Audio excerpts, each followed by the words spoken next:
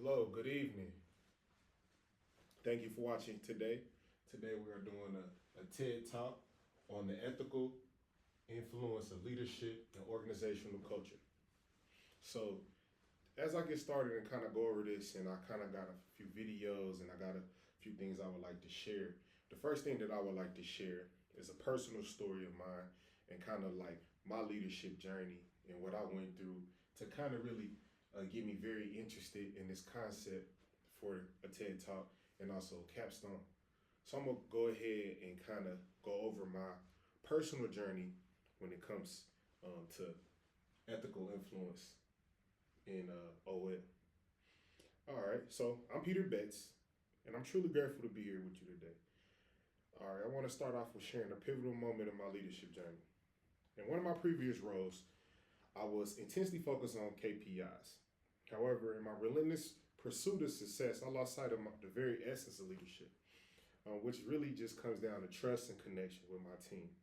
What I did not realize at the time was my openness about my personal aspirations, values, which I thought was going to foster more camaraderie, uh, was being used against me during negotiations and career planning decisions and discussions. This environment bred a culture of fear instead of empowerment. I began to see how my loyalty I offered was being manipulated. I felt like my commitment to the organization was turned into a tool for others to leverage it for their own benefit, leaving me at a disadvantage. This realization was devastating, and it forced me to grapple with the notion that in many instances, people prioritize their own agendas over the collective good. After experiencing this manipulation, I found myself needing to rebuild my faith in people and in the leadership process. I had to pull myself back together after this traumatic experience, recognizing that I could still strive to go above and beyond, not because I was coerced, but because it aligns with who I am to the core. I learned not to take others' tactics of manipulation personal, and I understand that often they were just acting out of their own insecurities or this learned behavior, which is passed down from generation to leader to generation to leader. Today, I want to discuss the ethical influence of leadership and how it shapes organizational culture, drawing on insights from thoughts from leaders like John Maxwell, Daniel G., and Robert C. I'll explore how we can cultivate a culture of trust, empowerment, steering clear of the pitfalls and manipulation. Let's dive in together. Let's go. The ethical influence of leadership in organizational culture. Ethical influence in a corporate setting refers to the practice of guiding, persuading, or motivating employees, clients, or stakeholders in a manner that is honest, respectful, transparent, and aligned with moral principles. It involves using persuasion techniques that prioritize integrity, fairness, and the well-being of all parties, ensuring that decisions and actions are conducted ethically without manipulation, coercion, or deception. Ethical influence involves guiding employees toward organizational goals while fostering an environment of trust, respect, and collaboration. It's about leading with integrity rather than manipulation. John Maxwell's leadership framework, particularly his emphasis on integrity, trust, and servant leadership, can provide valuable insights into the ethical considerations surrounding ethical influence in organizational practices. Building trust through authenticity and diversity. Maxwell stresses the importance of trust in leadership. Trust is built when leaders are authentic, transparent, and equitable. Prioritizing culture fit at the expense of diversity can erode trust, especially among marginalized groups who may feel excluded or undervalued. Leaders who embrace Maxwell's servant leadership model would seek to create environments where authenticity is valued and diverse perspectives are welcomed as a means to strengthen the organization. In the 5 levels of leadership, Sensei, Maxwell emphasizes the importance of influence over manipulation, highlighting the need for genuine relationships. He outlines that effective leaders operate on levels that reach beyond mere authority, striving to inspire and empower their teams. Goleman's insights. In Daniel Goleman's article, Leadership That Gets Results, he stresses the importance of emotional intelligence in leadership. Leaders with high emotional intelligence understand their own emotions and those of others, enabling them to foster an environment where employees feel valued and respected. In Daniel Goleman's article, Leadership That Gets Results, he stresses the importance of emotional intelligence in leadership. Leaders with high emotional intelligence understand their own emotions and those of others, enabling them to foster an environment where employees feel valued and respected. Connection to ethical influence. Effective leaders leverage emotional intelligence not to manipulate, but to build genuine connections. This involves understanding the motivations, needs, and aspirations of their followers. Cialdini's principles. Robert Cialdini's book, Influence: The Psychology of Persuasion, outlines 6 key principles of influence that explain how people can be persuaded ethically and effectively. These principles are rooted in psychological research and can help leaders motivate their teams while respecting ethical boundaries. One of the principles is reciprocity. People tend to feel obligated to return favors or kindnesses. Leaders can foster trust by offering support, resources, or recognition, encouraging team members to reciprocate with increased cooperation and effort. Robert Cialdini, in Influence: The Psychology of Persuasion, explores the ethical implications of persuasive techniques. He elucidates how understanding the psychology of influence can help leaders motivate their teams without resorting to coercion. The fine line of rapport building. There is a paradox here. Building rapport with employees can lead to a slippery slope where personal information gleaned during these interactions can be used manipulatively. Ethical leaders must navigate the delicate balance between fostering genuine relationships and avoiding the exploitation of personal information. Defining culture fit. In a corporate setting, culture fit refers to the degree to which an individual's values, beliefs, behaviors, and attitudes align with the shared norms, practices, and overall environment of an organization. It emphasizes how well a prospective or current employee's personality and working style integrate with the company's established culture. The concept of culture fit can become a slippery slope ethically when it is used improperly or excessively. Unconscious bias and discrimination. Relying heavily on culture fit may inadvertently lead to favoring candidates who resemble existing employees, often those from similar backgrounds, interests, or demographics, thus reinforcing biases and reducing diversity. This can marginalize qualified candidates from different cultural or experiential backgrounds. When we talk about culture fit, we often think about aligning values and work ethics, but it can become a dangerous concept, especially when it intersects with personal attributes like age, family life, and personal values. All right, so we back. So we kind of went over. We're at the point now we talk about the slippery slope of culture fit. So with that being said, I like to kind of go over 2 hypothetical scenarios when we're talking about a culture fit situation and information sharing, and how the slippery slope concept can kind of happen real fast. So we got scenario 1. Scenario 1, we got Alex. All right. And then we got scenario 2. Let's say we got Jamie.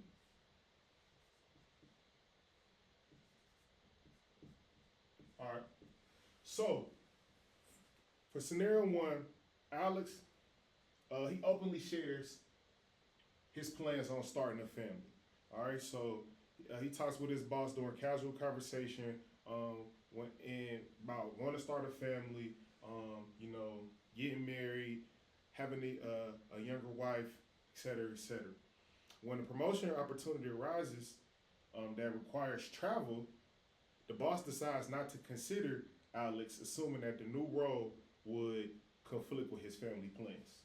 So, Alex, family, let's just put fam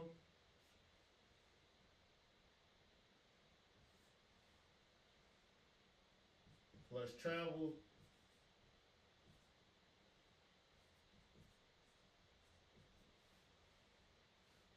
didn't get the job, didn't even get considered, right? Jamie, she keeps her home life private.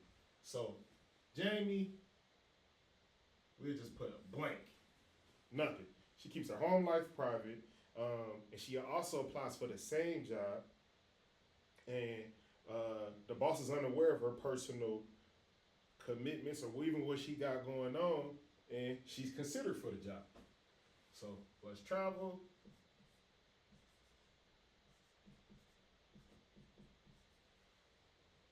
She's considered, and you know, let's just say she gets the job. Boom. So that's where the slippery slope kind of comes in, right? Where we having personal conversations, we're building rapport, we're trying to get to know each other, and you get these biases that pop up.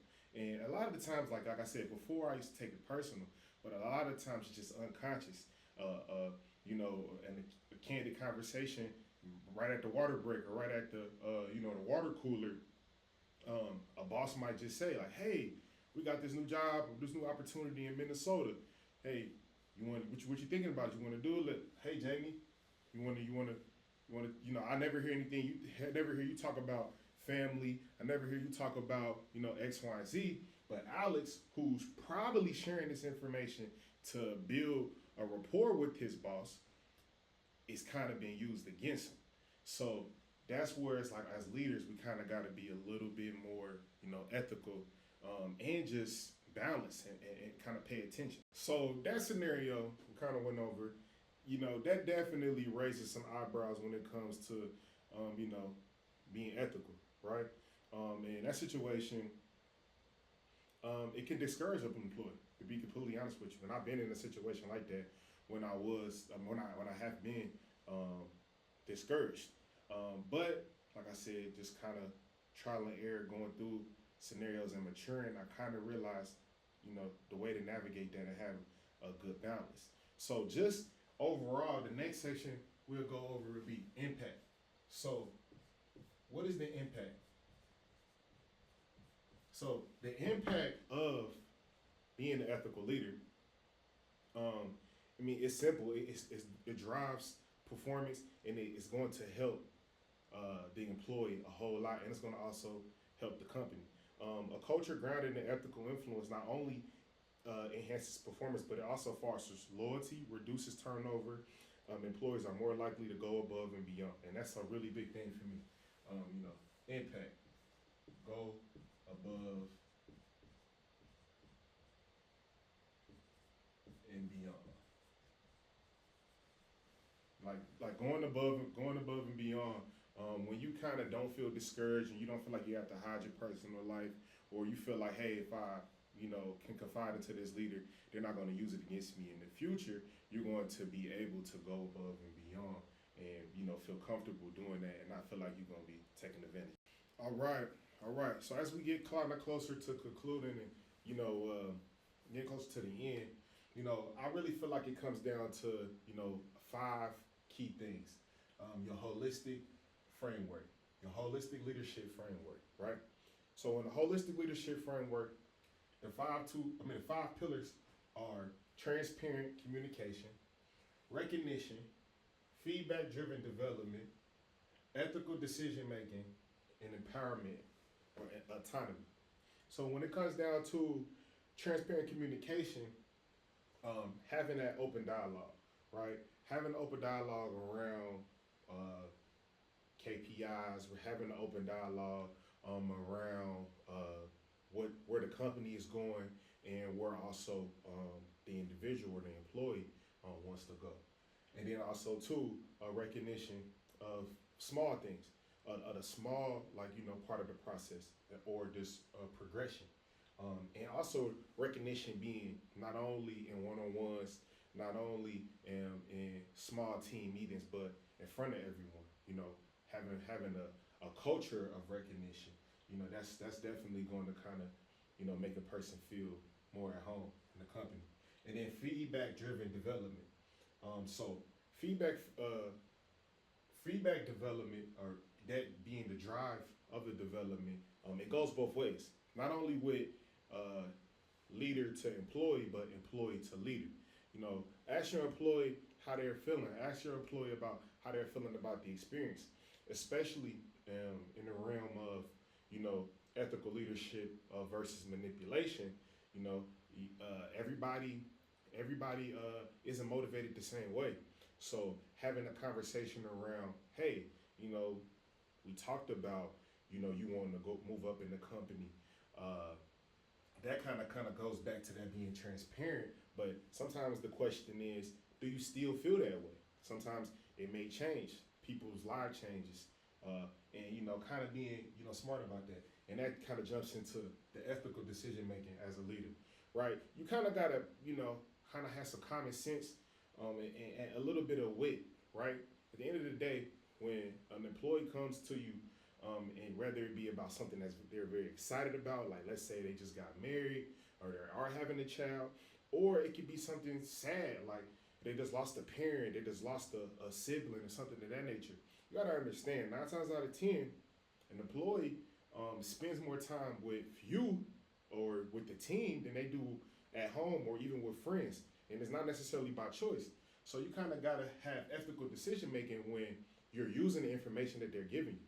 If they pull you into the office and say, hey, I just need to talk, yes, be that person that they can talk to, but you got to be smart in the future and know when and what not to bring up and what's ethical to bring up, right? So let's say like somebody says, hey man, my dog died and I'm having a rough one today. I just needed somebody to talk to.